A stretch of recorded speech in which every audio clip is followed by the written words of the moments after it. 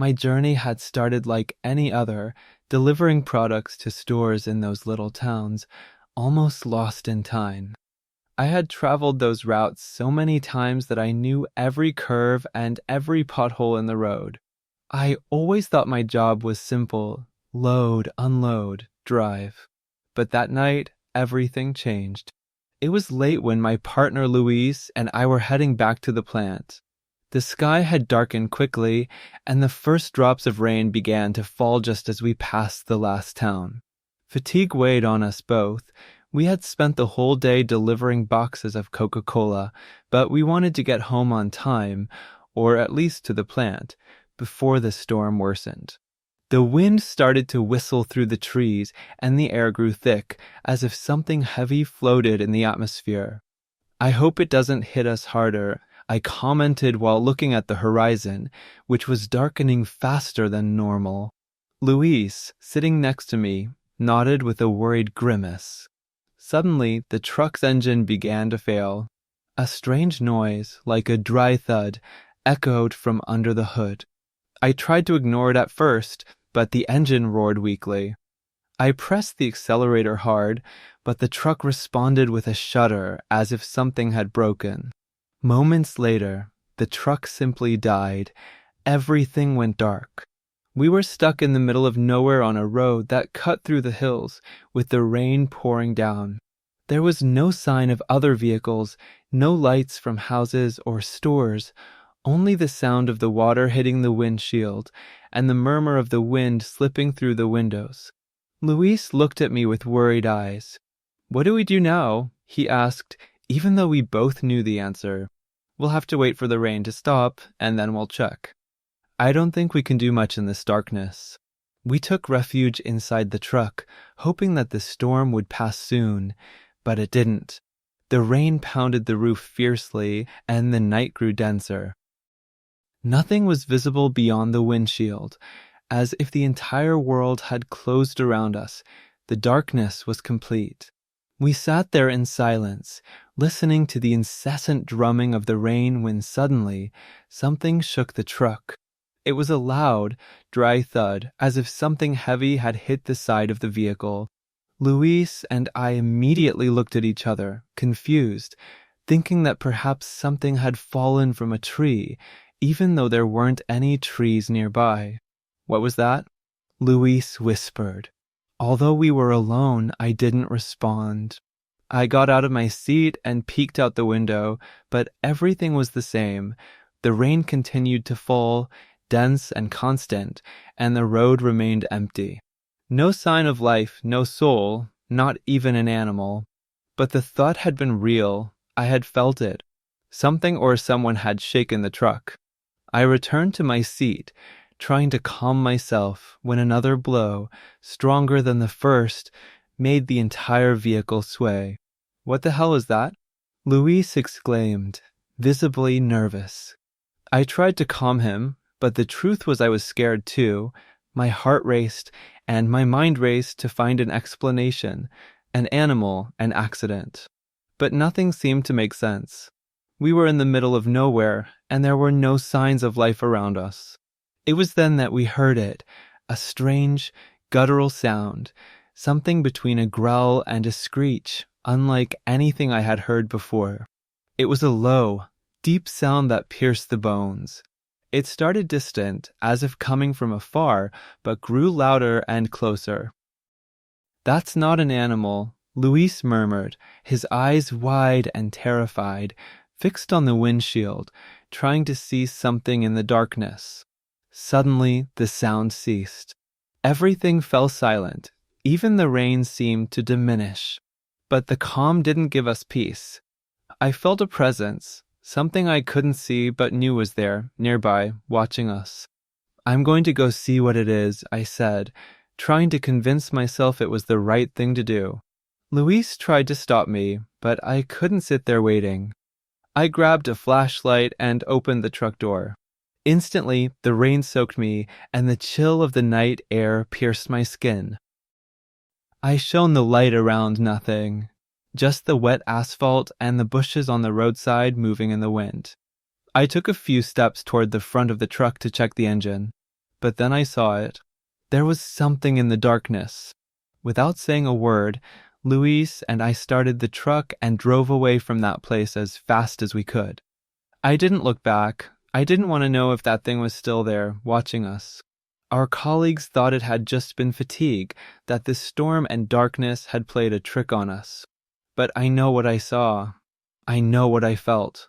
And while I would like to think it was a hallucination, something inside me tells me that road holds secrets, things meant to scare newcomers. However, everything changed one early morning when I had to make a routine round in that place. It was an ordinary night, or so I thought at first.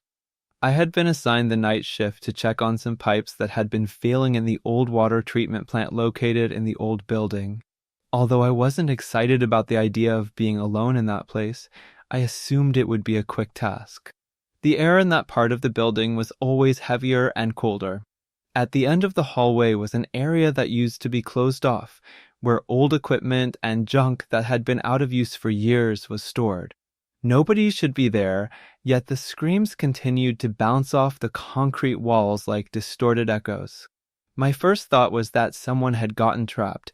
Perhaps a worker from the previous shift had come in and hurt themselves. I ran toward the source of the sound, my heart racing, hoping to find someone. I returned to the maintenance area where I needed some tools. The place felt darker than usual, as if the shadows had grown. While I was organizing the equipment, I heard something else. This time it wasn't a scream, but the sound of footsteps slowly approaching down the hallway. My heart began to race, and a feeling of panic took over me. I peeked into the hallway. It was empty, but the footsteps continued, getting closer and clearer. I quickly turned to see, but I was back in the old building alone. Some colleagues told me I had done the right thing. That place was charged. Others just looked at me skeptically, saying it was just stress talking. But I know what I heard, and the worst part is that it wasn't just the echo of a tragic accident. It was something else, something I couldn't understand, but felt deeply in my bones. The veterans were right. The walls of the building held the sounds of the past, and not all echoes were benign. I knew many had spoken of strange things in the plant at those hours, noises that had no explanation, shadows that appeared and disappeared in the hallways. But I always considered those to be exaggerations, people led astray by fatigue and loneliness. That night, my post was near the main hallway in one of the production areas. My task was to check that the bottling machines were working properly and report any anomalies. The mechanical hum filled the air, and my heart began to pound, but I tried to stay calm. It's a colleague, I thought. But deep down, I knew that wasn't true. Everyone knew that at 3 a.m., nobody passed through that hallway. I took a step forward almost by instinct, and at that moment, the figure vanished. It wasn't as if it had walked away or turned to leave. It just disappeared as if it had never been there. I stood frozen, feeling a chill run through my body. My hands shook. From that moment, things began to worsen. It wasn't just noises in the building anymore. I started having recurring nightmares.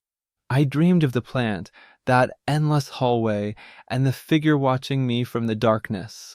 In my dreams, that figure slowly approached, closer and closer, but always vanished before I could see it completely. One day, I decided to talk to one of my colleagues, someone who had been at the plant since long before I started. He seemed to have a life of his own. There was something in those huge premises with its long, cold hallways that never let me feel completely at ease. But I accepted it as part of the typical atmosphere of a night warehouse. The work was heavy, but I endured it because the night shift allowed me to earn a little more.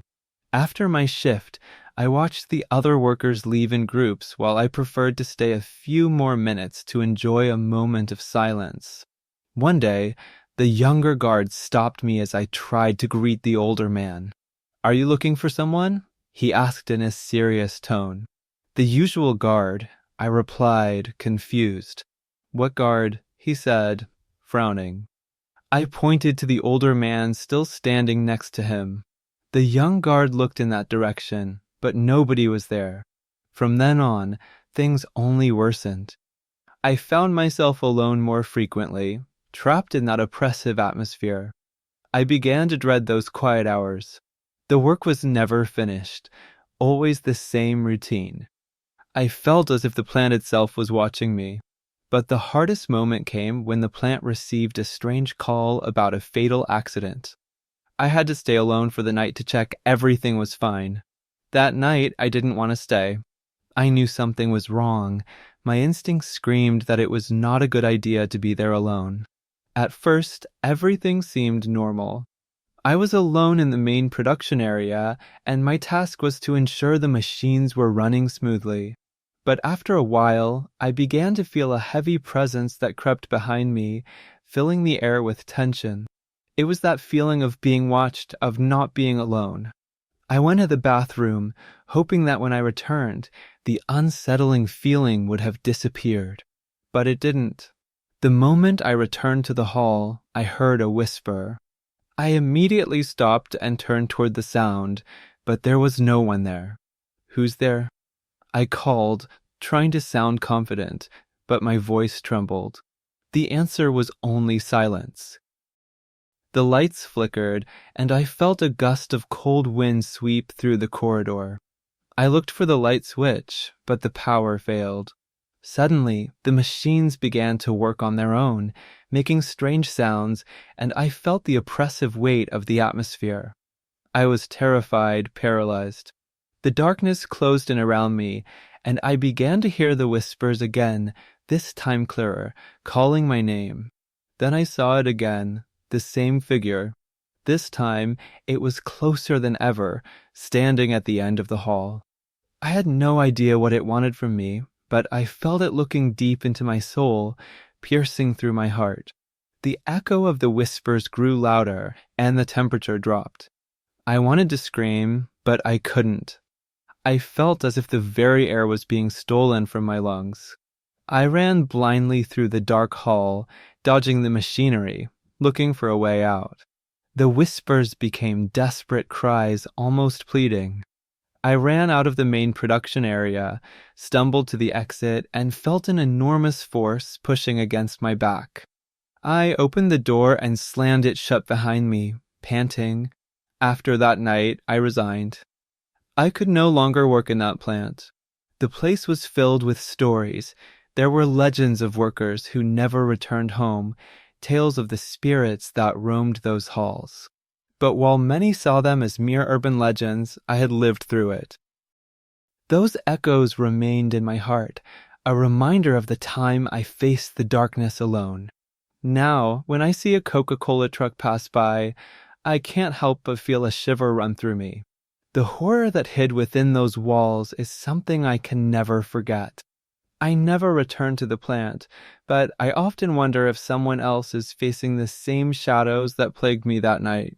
The plant remains, with its cold halls and machinery, and it waits for the next unsuspecting soul to encounter its dark secrets.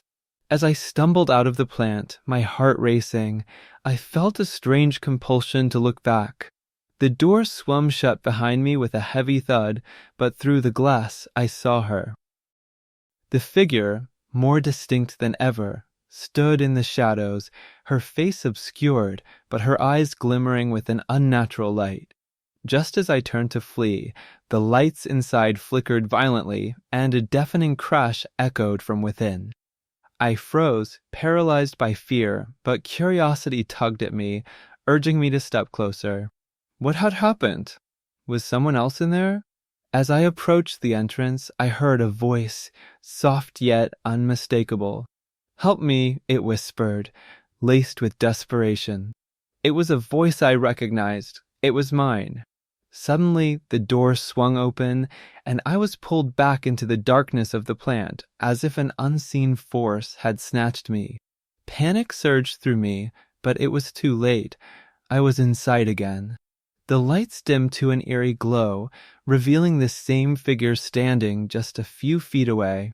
"Welcome back," she said, her voice now echoing all around me, bouncing off the cold concrete walls. You thought you could leave? This is where you belong. I tried to run, but the shadows grew thick, wrapping around me like a suffocating fog. The figure stepped closer, and for the first time, I saw her face, an exact replica of mine, twisted into a malevolent grin. You should have never looked back. Now you'll take my place. I screamed as the shadows consumed me, and in that moment, I understood. I was trapped, forever destined to wander the halls of that cursed plant, a prisoner of my own fear and the dark past of the spirits that lurked within. And as I faded into the darkness, I realized the truth of the whispers that had haunted me all along. The plant wasn't haunted by just one ghost, but by many, each soul a reflection of the fear that kept them bound to that place, waiting for the next unsuspecting worker to cross their threshold. My last thoughts echoed in my mind as everything faded to black. I was now just another story, another horror to be shared by those who dared to return. Thank you for joining me on this chilling journey into the heart of darkness. As we uncover these terrifying truths, remember that the stories we share aren't just tales of horror. They're reflections of our deepest fears and the shadows we all carry within. If you've ever felt that creeping sensation in the night or heard whispers in the silence, know that you're not alone.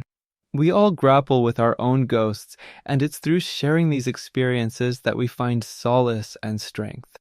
I encourage you to reflect on what haunts you, what secrets lie buried in your own life. And if you've enjoyed this dive into the unknown, be sure to subscribe, like, and share your thoughts in the comments. I love hearing your stories and theories. Until next time, stay vigilant, embrace the shadows, and remember, the truth is often far scarier than fiction. Keep exploring the grim secrets that surround us. Good night.